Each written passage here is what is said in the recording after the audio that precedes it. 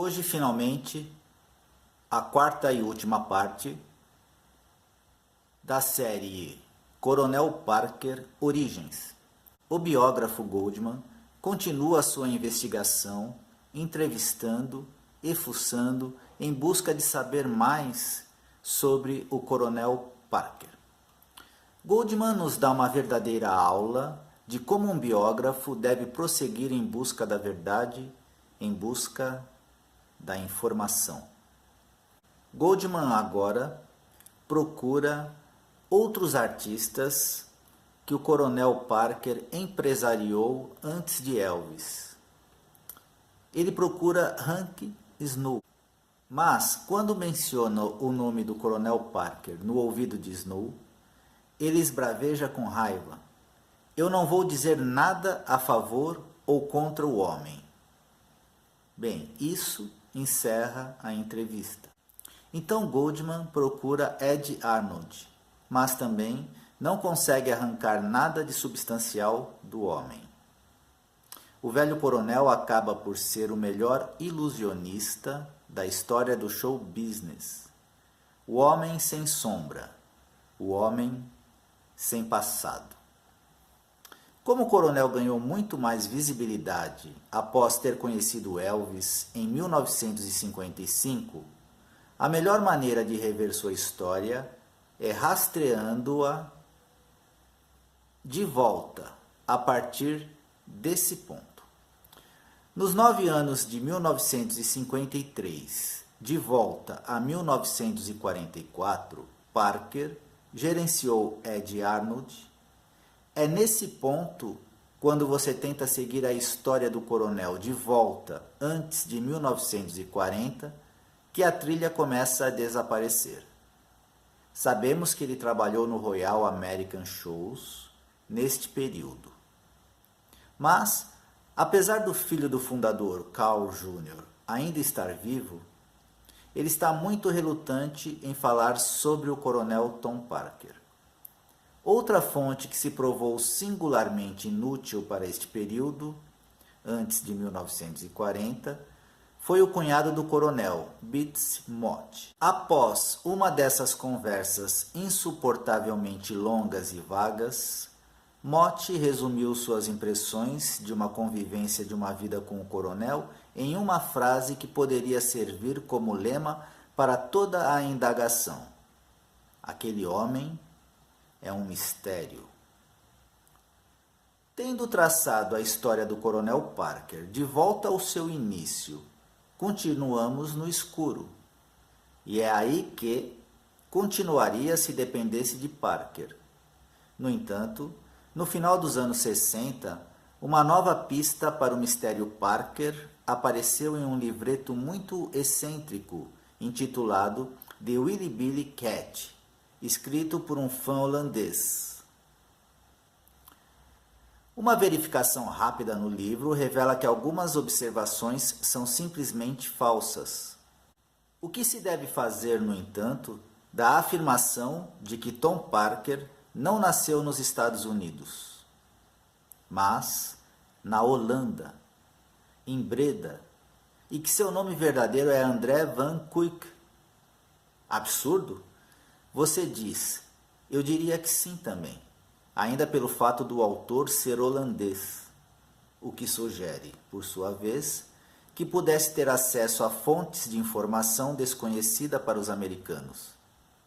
Com esse pensamento em mente, fiz consultas na Holanda e eis que alguns artigos realmente surpreendentes chegaram pelo correio de um jornal em Breda. Estes artigos, de um repórter chamado Dirk Velenga, afirmam que Tom Parker é realmente o filho perdido de uma família local, cujo nome é Van Cuyk, e cujos membros sobreviventes incluem uma irmã e 2 irmãos, para não falar dos amigos de infância do coronel. Longevidade parece ser um traço comum entre essas pessoas. A família tem um monte de provas com as quais deseja apoiar suas reivindicações.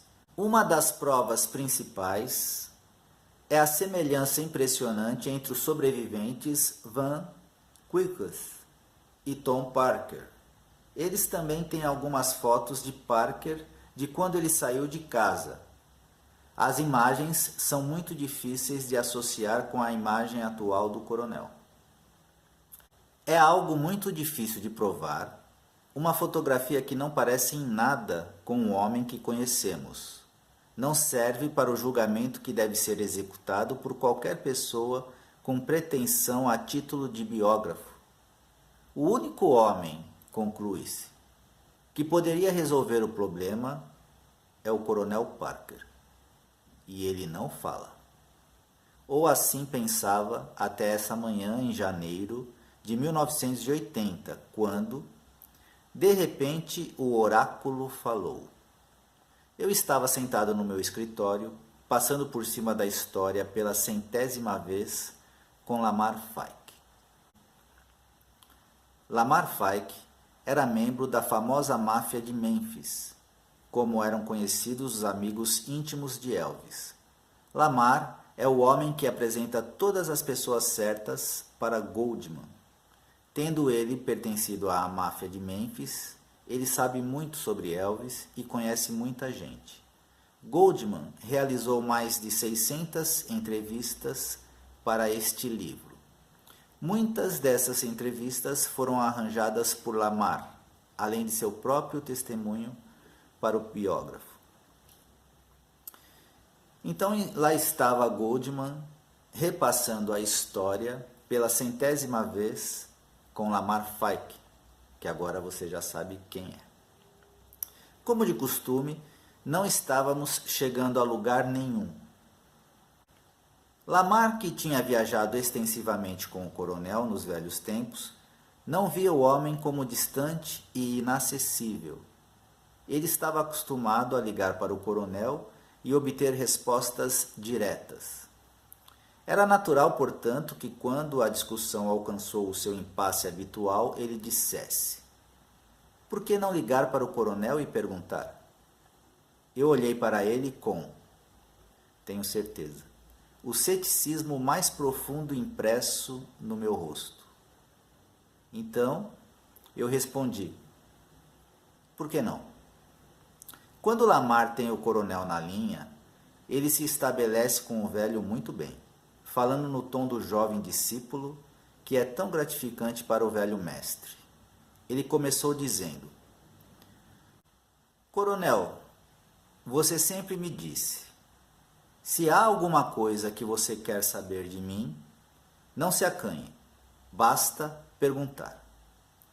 De Hollywood, a voz do velho foi ouvida em Nova York dizendo: é isso mesmo, Lamar. O que há? Bem, coronel, disse Lamar, como se isso fosse a coisa mais estranha que já havia ouvido dizer. Existe um livro que diz que o seu verdadeiro nome é Dries Van Quick e você nasceu em Breda, na Holanda. Houve uma ligeira pausa na outra extremidade da linha e uma alteração perceptível de tom. Oh, sim, respondeu a voz, obviamente pega de surpresa e lutando para recuperar sua compostura. Isso já apareceu aproximadamente em 15 lugares diferentes. Isso é muito velho. Desde quando saí do exército há 50 anos, diabos, isso não é novidade. Lamar ficou tão espantado com esta resposta inesperada que ele protestou. Mas, coronel, eu conheço você há mais de 20 anos. Por que você nunca me disse que era holandês? O coronel, sempre rápido no retorno, retrucou: porque você nunca me perguntou. Pessoal,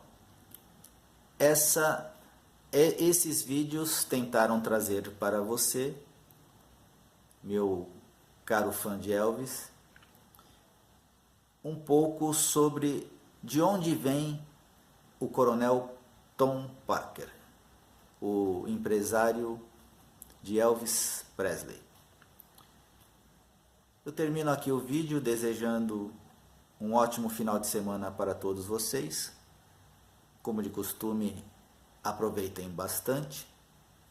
Semana que vem eu volto com a segunda parte de Elvis versus Mike Stone. Elvis Forever.